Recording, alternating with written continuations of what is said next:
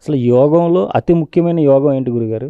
మనస్సుని వృత్తిరహితము చేసి పరమాత్మ యందు ఈ జీవాత్మని పరమాత్మ యందు లయమనర్చి విముక్తిని పొందటమే. మనసు ఏం చేద్దండి, వృత్తి దాని పని ఏంటంటే వృత్తి ఆలోచన చేస్తుంది. దాన్ని మొత్తం ఆలోచన లేకుండా చేసుకోవాలి.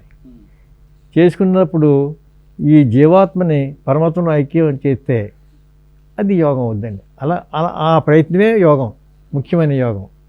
ఈ వైరాగ్యానికి అసలు అవధి ఎంత ఉంది గురుగారు? వైరాగ్యానికి అవదంటే విషయభోగములందు మనం ఎన్నో విషయభోగాలు చిన్నప్పటి నుంచి అనిపించున్నాం. ఏదో గురువుగారి దగ్గర మంత్రం తీసుకొని కొంత జ్ఞానం నేర్చుకొని ఏనాటికైనా ఈ దేహం నశించిపోయేదే, ఈ ప్రపంచం నశించిపోయేదే, ఇవన్నీ శాశ్వతం కాదు అనే తత్వం తెలుసుకున్నప్పుడు కొంచెం వైరాగ్యం వస్తుంది. ఆ వైరాగ్యం చేసేటప్పుడే గురుగారి దగ్గరికి వెళ్ళటం, వినటం, అన్నీ చేయటం, చేసుకొని ఏమో అనుష్ఠానంలో పెట్టడం, ఏదో తాపత్రయం పడతాడు దేవుడిని తెలుసుకోవాలని, దేవుడిని పొందాలని. అయితే పూర్తి వైరాగ్యం దానికి అడ్డగట్ట ఏంటంటే మనం ఎన్నో విషయభోగాలు అనిపించాం గతంలో. ఆ వైరాగ్యం వల్ల ఈ విషయభోగాలన్నీ కూడా తగ్గించుకున్నాం. మరలా ఆ విషయభోగాల వాసన మళ్ళీ జనించకూడదు.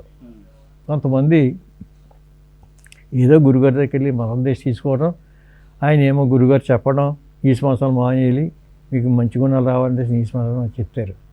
కానీ కొంతమంది మానేస్తారు, నీచు మానేసి కొన్నాళ్ళకి మళ్ళీ తినేస్తారు. మళ్ళీ వాసన జనించింది, వైరాగ్యం వచ్చింది. వైరాగ్యం మామూలు వైరాగ్యం 3 రకాలండి. మళ్ళీ శ్మశాన వైరాగ్యం, ప్రసూతి వైరాగ్యం, ఇలాగ ఉన్నాయండి. అండి అలాంటి వైరాగ్యం కాకుండా పూర్తి వైరాగ్యం ఎప్పుడంటే విషయభోగములందు వాసన మళ్ళా ఆ గుణం, వాసనలు అంటే గుణాలండి, ఆ గుణం మళ్ళీ పుట్టకూడదండి. అది అసలైంది. మళ్ళీ ఒకసారి మానేసామంటే మానేటివే. నేను ఉదాహరణ తీసుకోండి, నేనే ఉదాహరణ అండి. నేను కాఫీ, టీ చాలా ఎక్కువ తాగువాడిని. అమ్మగారితో గొడవ వేసినవాడిని. 7 గంటల టీ ఇవ్వకపోతే నువ్వు ఇంకా ఇంట్లో పనులు అయ్యి చేస్తాడే ఆ టీ అని కోపడి గొడవ అవ్విది. మాకు ఎక్కడ గొడవ వచ్చేది కాదు. ఎప్పుడు ఏ గొడవ లేదండి, కొట్టడం కూడా లేదు అమ్మగారిని. అయితే ఈ టీకాడ గొడవ వస్తుంటే ఆవిడ ఏదో ఇల్లు, ఏదో పండగ వస్తుంది కదా, ఏదో రేపు వినాయక చవితికి అన్ని గొచ్చలు కడగాలి, పెద్ద ఇల్లు, ఈ ఇల్లు గొచ్చలు కడగాలి, ఎన్ని కడగాలి, వాళ్ళు ఇసిపోయి బేగా టీ పెట్టకపోతే గొడవ పెట్టేవాడిని నేను. గొడవ పెడితే ఆవిడేమో కొంచెం బాధపడి ఇసుకుని ఏదో పట్టించేది. ఇసుకోవడం అంటే చాలా మంచిదండి, మంచిదే. ఇసుకుంటే నాకు కొంచెం బాధ కలిగింది. అప్పుడు మా ఇద్దరికి గొడవ రాకుండా ఏం చేయాలి, దీని సూత్రం ఏంటని ఆలోచించాను నేను. కొన్నాళ్ళకి కాశీ వెళ్ళాలనే కోరిక కలిగింది అమ్మగారిలో. నేను ఎప్పుడు కూడా కాశీ కానీ తిరుపతి కానీ ఎక్కడ వెళ్తానికి ఇష్టం ఉండేది కదండి. ఇంచేదే మా నాన్నగారు చెప్పి బాగా వంట పట్టింది నాకు. ఎక్కడో లేడు దేవుడు, మన ఎదుర్కొన్న దేవుడు. మన ఇంట్లో ఉన్న వెంకటేశ్వర బొమ్మ ఉంది, వెంకటేశ్వరులు ఇక్కడ ఉన్నాడు కదా, తిరుపతిలో వెంకట బాబు అక్కడే దేవుడు ఉన్నాడు, మన ఇంట్లో ఆ బొమ్మ ఉంది, లేడు అనుకుంటాం, చాలా తప్పది. ఇక్కడ ఉన్నాడు, అక్కడ ఉన్నాడు అని చేత నేను ఏం చేశానంటే కాశీ వెళ్ళిన తర్వాత మనకి ఇష్టమైనవి మానేయాలని అక్కడ ఒక బ్రాహ్మలో చెప్పారు. పితృదేవతలకి ఎవరికో పిండాలు పెట్టాలంటే తల్లిదండ్రులు ఉండగానే చూడాలి తప్ప చచ్చిపోయిన తర్వాత పిండాలు పెడితే ఏంటి లాభం అండి, అన్నీ కూడా అంతా మాయే. కాశీ వెళ్ళిన తర్వాత చెప్తే అప్పుడు నేను అనుకున్నాను, ఎవరు పండు, పొలం, ఆకు. పండు అంటే అండి ఎలగ పండు, ఏంటి దొరకవు కదా, అవును, ద్రాక్ష పండు మానేచ్చు కదా, అటువంటి మానేచ్చు కదా, నిత్యం దొరికితే వాళ్ళకి అలవాటు. మరి నోటు చేయం తగ్గింది, వాళ్ళకి తగ్గలేదు. ఎలగ పండు. కాయ మారేడుకాయ ఎవరు తినరు. ఆకు అంటే ఏదో ఆకు, ఎవరు తిన్నా దొరక నాకు తోటకూర మానేచ్చు కదండి, మానరు. ఏంటి ఏ పనికిరాని వస్తువులు మానేస్తామని దాన్ని పెట్టుకుంటారు. అది ఆ భక్తి. నేను అనుకున్నాను, మనసులో అనుకున్నాను, పురోహితుల వారు మీరు చదివేయండి, మనసులో అనుకున్నాను, నేను తగ్గించేసుకున్నాను అన్నాను. నేను అక్కడ తగ్గించి కాఫీ టీ తగ్గించేసానండి. ఇప్పటికి 17 సంవత్సరాలు అయిందండి. మళ్ళీ కాఫీ టీ నోటే పెట్టలేదు నేను. అది అంత పట్టుతో ఉండాలని మనిషికి.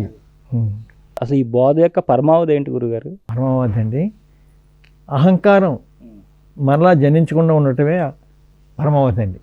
అహంకారం మరలా పుట్టకూడదండి ఇంకా. అది పరమావధి అంటే పరమానికి వెళ్ళడానికి అవకాశం ఉందండి. అది. ఉం. అంటే ఇంకా పరమపదానికి వెళ్ళిన తర్వాత ఇంకా ఇంకా ఈ అహంకారానిలో ఉన్నంతసేపు పాములు మింగుతూ కిందకు వస్తూనే ఉంటాడు. అవుతాడు ఆ? వైకుంఠపాళి. అంతేనండి బోధ యొక్క పరమావధి. అంటే మనం ఎంత అహంకారం పుట్టకూడదండి. ఇంకా ఉమ్, అహంకారం వల్ల కదా క్రియ జరుగుతుంది. ఉమ్, అహంకారం వల్ల క్రియ జరుగుతుంది. దానివల్ల కర్మ ఫలితం వస్తుంది, మనకి మళ్ళా జన్మ వస్తుంది. అన్నిటికీ మూలం అహంకారమే. నేనన్నది పోతేనే, నేను పోతే కాళిదాస్ గారు ఎవరు అన్నారట కవి, నేను పోతే భోజరాజు గారు ఏదో అంటే నేను పోతే పోగలను అన్నారట.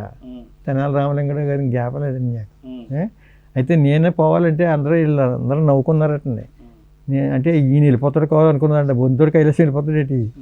నేననే అహంకారం పోవాలి, అది అంతరార్థం. అంటే ఈ ఉపరతి అనగా ఏంటి? ఉపరతని కానీ కర్మలు చేస్తాం కానీ కర్తృత్వం లేక కర్మలు చేయొచ్చు.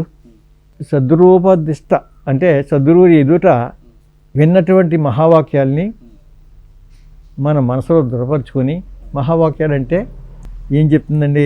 మొట్టమొదటి ఋగ్వేదం ప్రజ్ఞానం బ్రహ్మ అని చెప్తుంది ఋగ్వేదం. ప్రజ్ఞానం అంటే ప్రజ్ఞ అండి, ఆ జ్ఞానం యొక్క పరాకాష్ఠ ప్రజ్ఞ. రెండోది అహం బ్రహ్మాస్మి, అహం బ్రహ్మాస్మి నేనే బ్రహ్మను అనే తత్వం. మూడోది తత్వమసి సామవేదం చెప్తుంది. ఐమాత్మ బ్రహ్మ, నువ్వు బ్రహ్మం అయ్యి ఉన్నావు అంటే కర్తృత్వము లేకుండా కర్మలు చేయొచ్చు. సద్గురూప దృష్ట అంటే సద్గురువు ముఖతః విన్నటువంటి వేదాల యొక్క సారాన్ని మనసులో దృఢపరుచుకుని ఆత్మని ఎరిగి చరించాలండి. ఆత్మ అంటే ఏంటో అన్నది దానివల్ల పూర్తి జ్ఞానం వస్తుంది. ఆత్మని ఎప్పుడు కూడా మనసులో పెట్టుకుని ఎరింగి మనం మసులుకోవాలండి. అంటే యతి అంటే వైరాగ్యము, బోధ, ఉపరతి, మూడు కదండి. వైరాగ్యంలోనూ బోధలోనూ ఉపరతిలోనూ కూడా పరమావధిని పొందినవాడు యతి. యతి మహాస్వాములు ఉన్నారంటే అండి, వైరాగ్యంలోని బోధలోని ఉపరతిలోని కూడా పరమావధి పొందాడు ఆయన. అలాంటి పరమావధి పొందినటువంటి వాడు మూడాటిలో కూడా పరమావధి పొందినవాడు ఈత అనబడతాడు.